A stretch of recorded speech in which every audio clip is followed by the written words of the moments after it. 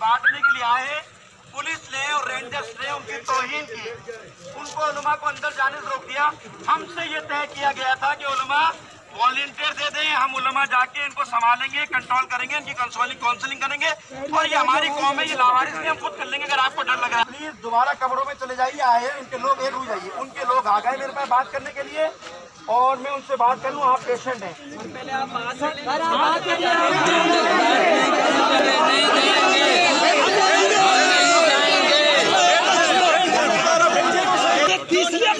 आपने इज्जत दी, आपने इज्जत दी, पुलिस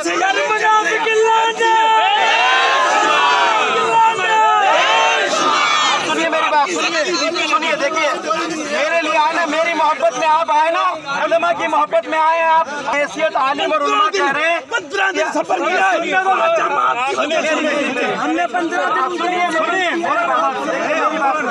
क्या सुने, आप तो बात ही नहीं सुनते, आपके बात नहीं सुना, आप तो बात ही नहीं सुनते, आप तो मेरी बात सुनो भाई, मेरी बात सुनिए,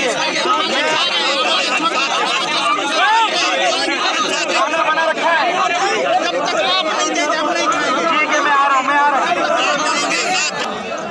आप लोग अंदर चले, सही है चले जो भाई कह रहे हैं वो करो।